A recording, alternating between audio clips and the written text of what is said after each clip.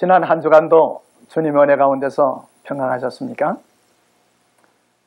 우리는 계속 이어지는 이 다니엘서 예언 연구를 통해서 중요한 문제를 공부하고 있습니다.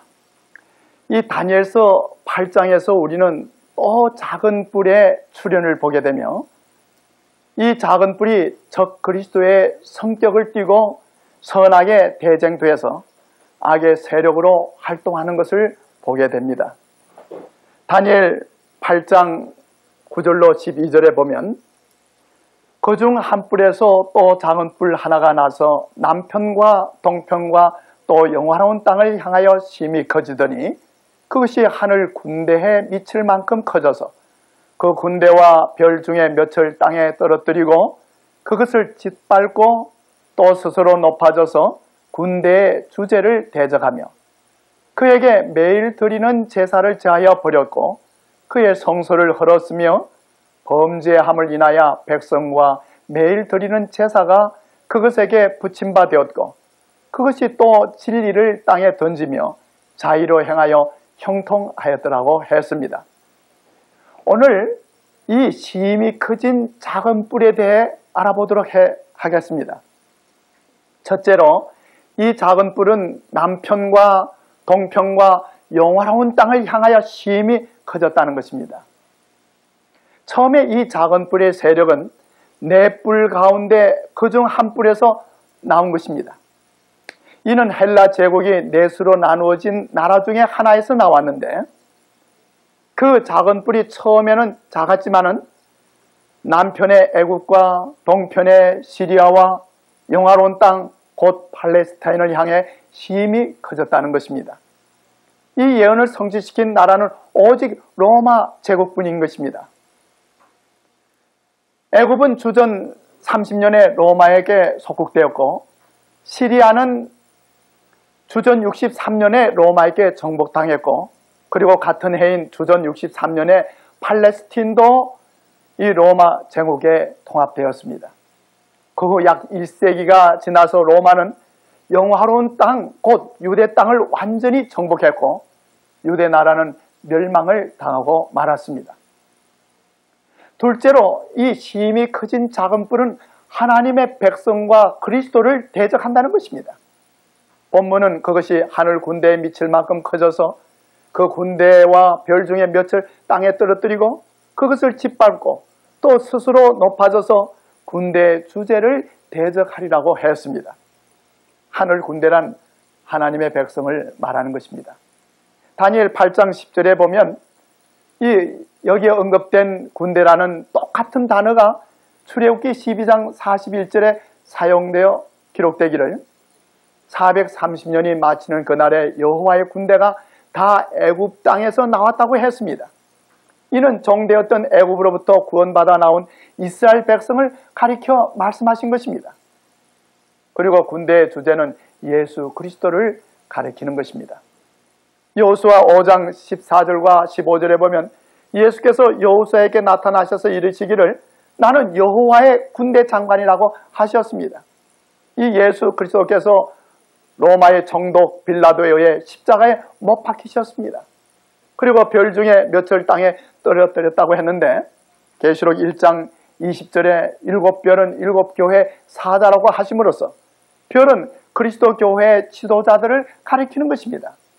로마 제국에 의해 사도 베드로와 바울과 그리고 교회 지도자들이 죽임을 당했던 것입니다. 그리고 이 다니엘서 8장 24절에 이 작은 뿔이 거룩한 백성을 멸하리라고 했습니다. 바울이 순교당한 당시 이 네로 황제로부터 시작된 박해는 그 후 몇 세기 동안 계속되었습니다.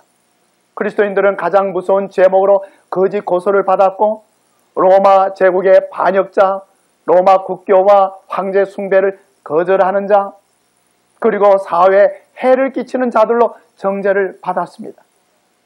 이게 로마는 심히 커진 뿔로서 하나님의 백성과 그리스도교를 박멸하고자 전력을 기울였습니다. 수많은 사람들이 원형극장에서 사자의 밥이 되기도 하고 화형에 처해지기도 했습니다. 로마 제국 시대에 수많은 그리스도인들이 순교를 당하므로 다니엘의 이 예언은 성취되었습니다. 셋째로, 심히 커진 작은 뿔은 하나님의 성전을 파괴할 것이라고 했습니다. 다니엘 8장 11절에 그의 성소를 헐었으며 라고 예언한 대로 로마 제국은 예루살렘 성전을 파괴해 버렸습니다. 로마의 동방 군단의 최고 사령관인 플라비우스 베스파시아니의 지휘 아래 주후 66년에 세스티우스 장군이 예루살렘을 향해 진군했고 전쟁은 4년이나 끌었습니다. 그런데 예루살렘을 포위한 로마 군대가 모든 면에서 즉각적으로 공격하기에 유리한 것처럼 보였을 때 그들은 갑자기 포위를 풀고 퇴군했습니다. 이유인즉 이 네로 황제가 갑작스럽게 죽자 로마는 혼란에 빠지게 되었던 것입니다. 이는 하나님께서 그리스도의 말씀을 믿고 있는 자들을 구원하시고자 섭리하신 일이었습니다. 그리하여 그리스도인들은 예루살렘의 멸망 때 죽임을 당하지 않고 무사히 피난할 수가 있었습니다. 로마로 돌아간 이 베스파시아는 주도권 싸움에서 승리하여 주후 69년에 황제가 되었습니다. 그리고 나서 베스파시안 황제는 그의 아들 티투스를 보내어 예루살렘을 재차 공격하게 했습니다. 마침내 주후 70년에 로마의 군대가 예루살렘을 함락하였고 도성과 성전은 완전히 파괴되고 말았습니다. 로마에 세운 이 티투스의 개선문에는 성전의 분향단과 촛대 등 성전 기구들을 전리품으로 가져간 것을 조각해 놓은 것을 볼 수가 있는 것입니다. 넷째로, 이 심히 커진 작은 뿔은 배도한 기독교로 커졌다는 것입니다. 다니엘 8장 12절에서 반역 때문에 성도들의 군대와 매일 드리는 제사가 그 뿔에게로 넘어가고 또 그것이 또 진리를 땅에 던지며 자의로 행하여 형통하였다고 했습니다. 그리고 13절에서는 파멸을 불려올 반역이 자행되었다고 했습니다. 이는 심히 커진 이 작은 뿔이 정치적인 성격보다도 종교적인 성격을 가지고 나타나는 것을 예언한 것입니다. 로마 제국의 폭력으로 하나님의 백성을 멸하려던 사단의 노력은 실패로 돌아가고 말았던 것입니다. 그리스도교의 성도들은 핍박과 죽임을 당했지만 그 수는 더욱 더 증가되었습니다. 무수한 그리스도인들이 옥에 갇히거나 순교를 당했지만 다른 사람들이 일어나 그들의 자리를 채웠습니다. 200년 이상 계속된 로마 제국의 이 끔찍스러운 핍박에도 불구하고 그리스도 교회는 신앙의 순교를 유지하며 순교자들의 피를 씨앗으로 하여 로마 제국 전역으로 세차게 번져 나갔던 것입니다. 그리하여 사단은 폭력으로 실패했던 것을 계책으로 만회하려고 했던 것입니다. 핍박으로 실패한 로마 제국은 정책을 바꾸어 그리스도교인들에게 종교 자유를 허락하는 관용 정책을 통해 그의 목적을 달성하려고 했습니다. 콘스탄틴 황제가 형식적인 개종을 하여 주 313년에 종교의 자유를 허락하는 밀란의 칙령을 내렸고 그리스도교 성직자들에게는 병력과 납세의 의무를 면제하고 사법상의 특혜를 베풀었던 것입니다.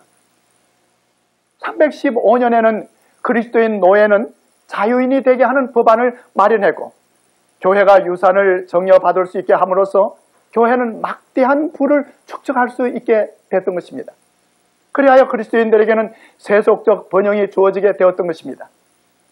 324년에 황제가 칙례받는 로마 시민에게는 특전을 베풀게 되자 한 해 동안 로마 시에서만도 12,000명이 침례받은 것으로 전해지고 있는 것입니다. 이처럼 갑작스러운 종교 자유의 정책은 그리스도교 신앙에 급속한 변화를 몰고 왔던 것입니다. 그 후 정치적 로마 제국이 멸망당하게 되는데 이때 이교 로마와 타협했던 이 로마 교회가 심히 커진 작은 뿔의 성격을 이어받아 세상에 등장하게 된 것입니다.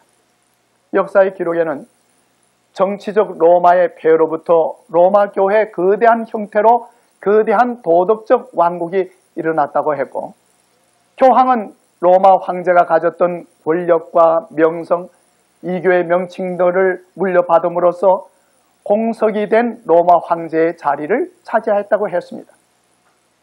그리하여 서로마의 황제가 없어진 후에 로마인들은 교회를 중심으로 하는 정치 조직을 유일한 국가 조직으로 알고 로마 주교를 전 가톨릭 교회의 교황으로 섬기게 되었다고 했습니다.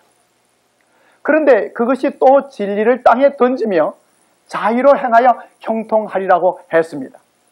수많은 이교도들이 그리스도교로 개종은 했지만 성경의 중요한 진리는 거절했습니다. 그리스도교의 가면을 쓴 사단의 대리자들이 이 교회 안에 들어와서 신자들의 믿음을 타락시키고 그들의 마음을 진리의 말씀에서 떠나게 했던 것입니다. 요한복음 17장 17절에 예수께서는 저희를 진리로 거룩하게 하옵소서, 아버지의 말씀은 진리니라고 했습니다. 그리고 시편 119편 142절과 151절에는 주의 법과 계명이 진리라고 말씀했습니다. 그런데 그리스도인들은 저들을 거룩하게 하는 하나님의 진리의 말씀과 계명은 버리고 불경한 우상 숭배를 받아들여 타락하게 되었습니다. 드디어 그리스도교는 그 순결성을 잃어버리고 이교화되었습니다. 불건전한 교리와 미신적 의식이 그리스도의 신조와 예배에 혼합되어 버리고 말았던 것입니다. 로마 교회는 진리를 떠나 배도했고 우상 숭배에 그릇된 사상과 좋지 못한 풍습에 물들게 되었던 것입니다. 이 교회 교리, 의식, 미신이 그리스도인이라고 공언하는 많은 사람들의 예배와 신앙생활에 혼합되어 버렸습니다. 마침내 이 교회의 정신이 온 교회를 지배하게 되었습니다. 그리하여 배도한 로마 교회 안에는 하나님의 말씀에 대한 반역이 일어났던 것입니다. 1229년 발렌시아 종교회의에서는 성경을 검서 목록에 넣어 일반 백성들에게 성경 금독령을 내렸습니다. 같은 해 둘루스 공의회에서는 우리는 평신도들이 구약과 신약 성경을 복사해서 소유하는 것을 금지한다. 우리는 그들이 대중의 말로 된 상기의 책들을 소유하는 것을 엄격히 금지한다고 했습니다. 그리고 천주교회의 십계명을 볼 것 같으면 하나님의 십계명 가운데 새긴 우상을 만들거나 그 우상에게 경배하는 일을 금지하는 이 둘째 계명을 제버렸고, 또 제7일 안식일을 기억하여 거룩하게 하게 지키라는 이 넷째 계명을 첫째 날의 예배일로 변경해 놓은 사실을 보게 되는 것입니다. 그리고 1893년에 로마 교회가 이 개신교회들을 향해 주장하기를, 개신교도들은 어떻게 배도한 교회 교의를 받아들일 수 있는가라고 말한다. 그러나 우리가 묻노니 그대들은 어찌하여 안식일 문제에 관한 그대들의 유일한 권위를 인정하는 성경의 가르침에 직접적으로 위배되는 가톨릭 교회의 가르침을 그대들의 평생에 걸쳐 받들어 오게 되었는가라고 주장하고 있는 것입니다. 이라하여 로마 가톨릭 교회는 성경의 진리를 땅에 던져 스스로 버렸다고 하는 사실을 인정하고 있는 것입니다. 다섯째로, 이 지극히 커진 작은 뿔은 예수 그리스도의 중보 사역을 헐어버린다는 사실입니다. 다니엘 8장 11절에 예언하기를 매일 드리는 제사를 제하여 버렸고 그의 성소를 헐었다고 했습니다. 그런데 이 매일 드리는 제사라는 본문을 이 원문에서 보면 제사라는 말은 없습니다. 성서 번역자들에 의해 첨가된 것을 우리는 알 수가 있는 것입니다. 단지 매일이란 말이 원어로는 타미드인데 이 성경의 구약 성경에 103번이나 이 말이 사용되고 있습니다.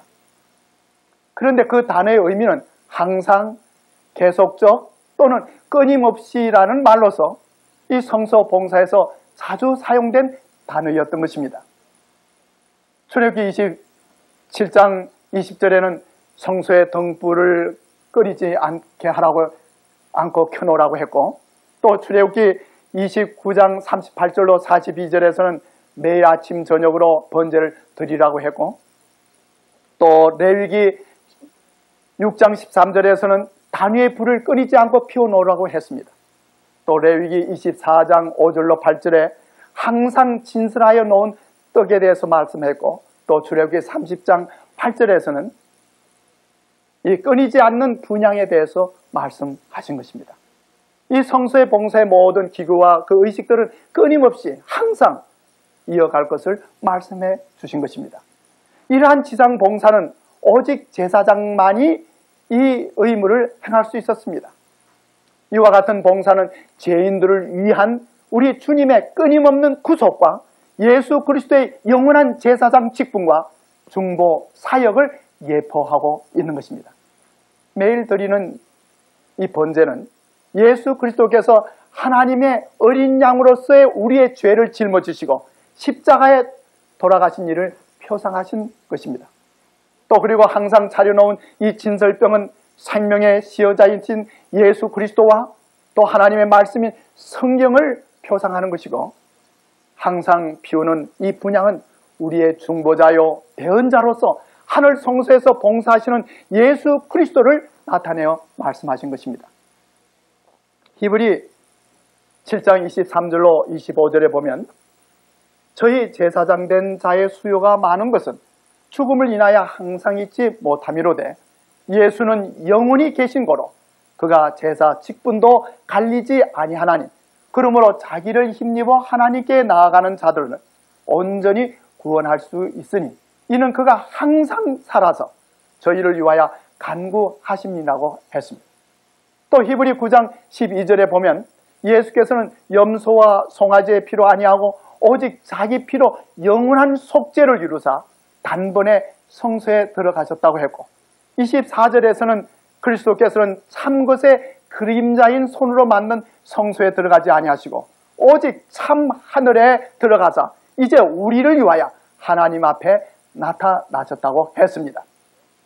그러므로 다니엘 8장 11절에 예언된 이 매일이란 항상 끊임없이 행해지는 성소 봉사를 말함이고, 성소를 헐었다는 것은 이교 로마의 지상 성전이 파괴됨을 말하고, 나아가서는 중세 로마 교회에 의해서 예수 그리스도의 하늘 성소 봉사와 중보 사역에 대한 신앙의 체계가 허물어지게 됨을 예언한 것입니다.